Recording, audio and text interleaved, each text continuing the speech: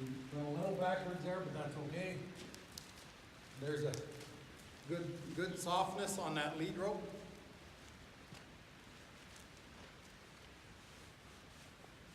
There. Someday we're going to have a leg over there soon, so we want to get him used to having things happen on both sides. Get him rubbed down here by his belly, in through his flank, down his hip. Check out his tail. Still attached. Good. Now we're going to have him start to help us.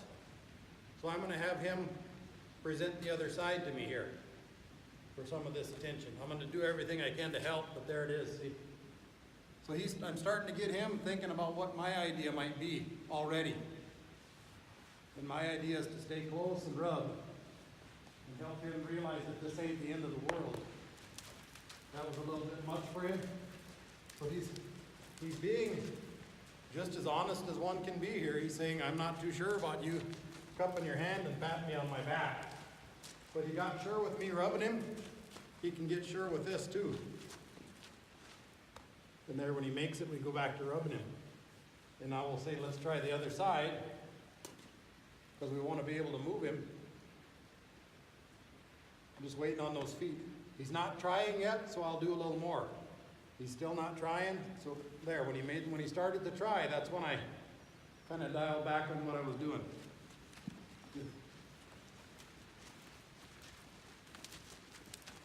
And as long as I can direct those feet even a little bit, I feel pretty safe doing this and exploring some of these spots.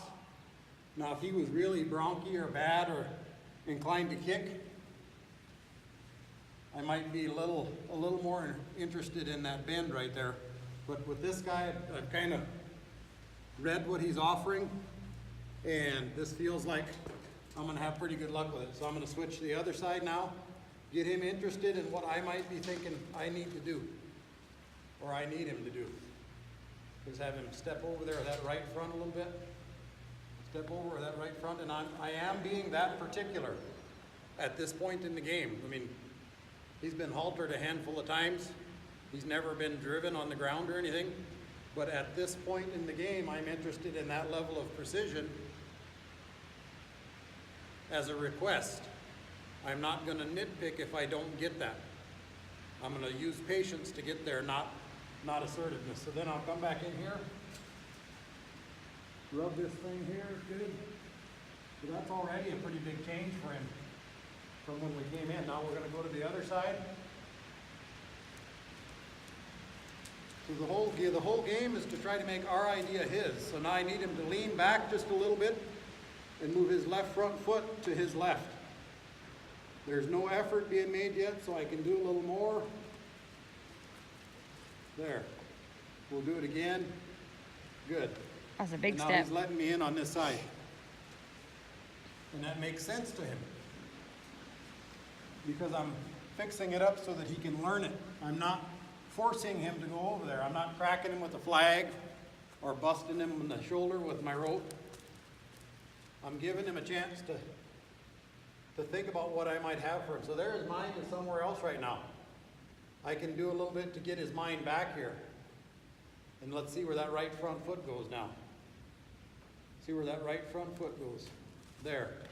That's a try. That's a better try. Now he's let me in. So some people have horses that maybe are a little pushy with them. Maybe they like to have the person on one side more than the other. But wouldn't it be so much better if instead of having to walk a mile around your old saddle horse, you could just do this and he would present the other side to you for brushing or for a shot or for letting your cinches down or whatever it is you might be going to do. So you can build that in from a pretty early stage. Out. If you're thinking about it. We'll walk him forward and start over. You want to do a lot of starting over. Just because it worked in that spot don't mean it's going to feel the same to him in this spot. So we're presenting him varied circumstances now to rely on me in. So we're coming in here, and you notice we're not having to ease our way in, and those feet are kind of starting to stay parked. Now we're going to have him present us with that other side. Think about him being light in that halter. There, good.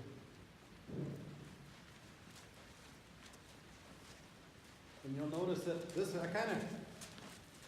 we call this kind of being in the pocket. You're out of the way of the back feet. He's going to have to do something super duper athletic and explosive to get you struck. So you can be pretty safe here if you can have a little bit of bend in them. If you got one that's super pushy, you might want to work on getting him to go away from you here before you get in there. But he's not inclined to be mean. He's just a little unsure about things. So, and there he stopped and respected my space. I'm going to say, give me that other side. There.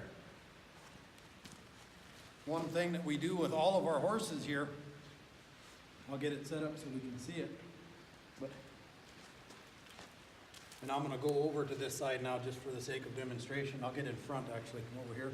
Notice how soft he's staying on this halter. I'm going to come in here and rub on him. I'd like him to stop facing the camera. There we go. So when I go around in front of all of our horses, I get about here, and I just offer them a chance to let me on that other side. Now that might be as subtle as a finger on the bridge of the nose, but you get your horse thinking about helping you do what you want to do. So I want to go to the other side now. So I want him to just tip his nose over there. If you got a horse that's inclined to walk on you a little bit or get in your space, you'd be amazed what just doing this every single time will do for that horse's respect for your territory, for his demeanor around you. We want our horse to think about us as a fixture in their world. So if I'm here and the tough horse is there, I want to be able to have him consider me the same as a wall or even a tougher horse, so that I'm not an escape route. And that's what doing little things like this build in him. If he's always allowed to arrange his life around our intention, that carries through to when you're walking out there in the pen with a bucket of oats maybe, and the tough guy's behind him. Of course, you got to have your head on a swivel so that you can see those things coming, but Stacks the deck in your favor anyway. yep.